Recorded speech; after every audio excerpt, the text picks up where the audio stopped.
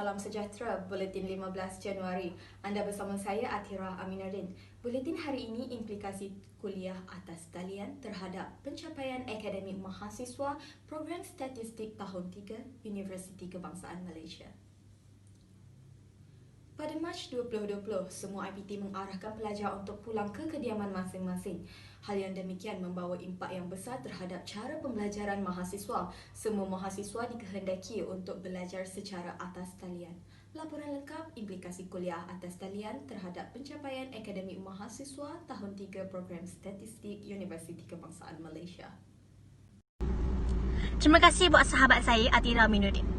Baiklah, apalah artinya sebuah kajian sekiranya kita tidak menggunakan kaedah yang terbaik, iaitu dengan menggunakan borang kaji selidik. Bagi memastikan kajian ini berjalan dengan lancar, borang kaji selidik dibina menggunakan Google Form dan kemudiannya pautan Google Form ini dihantar ke dalam WhatsApp group yang terdiri daripada pelajar-pelajar tahun 3 statistik di Universiti Kebangsaan Malaysia.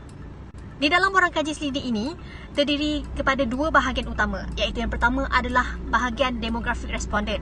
Di dalam bahagian ini, responden diminta untuk menjawab soalan dengan jujur mengenai latar belakang mereka seperti nama penuh, nombor matrik, jantina, negeri asal, tempat mereka menjalani kelas dalam talian, keputusan purata nilai grade mereka pada semester lepas dan adakah keputusan tersebut menurun. Dan sekiranya ia menurun, pada pendapat mereka, adakah ianya disebabkan kelas dijalankan secara dalam talian. Pada bahagian kedua pula, soalan-soalan ditanya berkenaan dengan kelas dalam talian itu sendiri. Responden sasaran diminta untuk menandakan tahap stres mereka ketika menjalani kelas dalam talian, dan mereka juga disoal adakah mereka menghadapi sebarang masalah sepanjang kelas tersebut berjalan. Sekiranya ia, mereka diminta untuk menandakan antara faktor-faktor yang menjadi punca tahap stres mereka sepanjang menghadapi ataupun menjalani kelas dalam talian. Kemudian, responden diminta untuk menandakan subjek yang pada mereka agak susah untuk difahami serta topik ataupun subtopik apa yang susah bagi subjek tersebut. Di dalam borang kaji selidik tersebut, penyelidik memberi pendapat untuk menjalankan kelas tambahan bagi memahami dengan lebih lanjut berkenaan subjek-subjek yang agak susah ataupun sukar untuk difahami oleh responden yang lain. Selain itu, responden juga boleh untuk memberi sebarang cadangan ataupun inisiatif yang mereka rasakan sesuai untuk mengatasi masalah yang dihadapi. Seterusnya, setelah meneliti cadangan-cadangan yang diberikan oleh responden, beberapa tindakan penyelesaian telah dilakukan. Bagi tindakan penyelesaian masalah yang pertama, kami memuat turun video kuliah bagi subjek analisis regresi. Ini adalah hasil daripada tinjauan tempoh hari mendapati subjek analisis regresi adalah antara subjek yang lemah bagi pelajar tahun 3 statistik. Ini juga bagi membantu pelajar yang menghadapi masalah internet di rumah maupun kekangan suasana di tempat mereka. Penyelesaian masalah yang kedua adalah kami mengambil video daripada sumber tambahan seperti YouTube. Video ini digunakan bagi membantu pelajar untuk tajuk yang memerlukan pengiraan rumit. Video ini menunjukkan pengiraan yang lebih senang bagi memudahkan tahap kefahaman pelajar.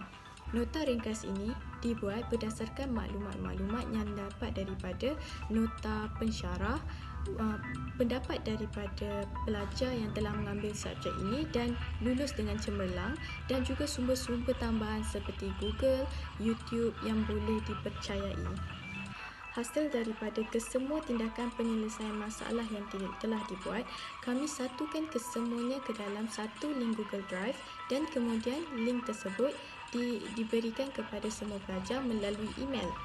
Diharapkan tindakan-tindakan ini semua dapat membantu pelajar dalam menangani masalah mereka untuk pembelajaran di atas talian. Baik, langkah yang seterusnya adalah kami lakukan untuk cadangan penambahbaikan kuliah dalam talian adalah langkah yang pertama, cadangan penambahbaikan kuliah dalam talian telah kami peroleh daripada responden. Yang kedua, surat rasmi telah dikeluarkan untuk memaklumkan cadangan penambahbaikan tersebut. Yang ketiga, surat rasmi telah dikeluarkan untuk diemailkan kepada pensyarah yang terlibat. Baik, yang seterusnya adalah antara cadangan penambahbaikan oleh responden. Yang pertama, responden telah memberi cadangan bahawa untuk memperbanyakkan contoh yang bersertakan jawapan. Yang kedua, responden juga telah mencadangkan untuk mengurangkan tugasan yang berterusan untuk mengulang kaji pelajaran. Yang ketiga, responden juga telah mencadangkan untuk memberi soalan latihan yang tidak perlu dihantar untuk setiap subtopik sebagai rujukan. Baik, yang keempat, responden juga telah mencadangkan untuk menunjukkan cara untuk mendapatkan jawapan melalui setiap program atau aplikasi dan juga secara manual. Yang terakhir, responden juga telah mencadangkan untuk memberi skema jawapan lengkap untuk setiap latihan yang telah diberikan. Sekian buletin hari ini. Terus patuhi SOP. Teruskan menonton CNN You Can. Saya Atirah Aminuddin. Salam hormat dan Assalamualaikum.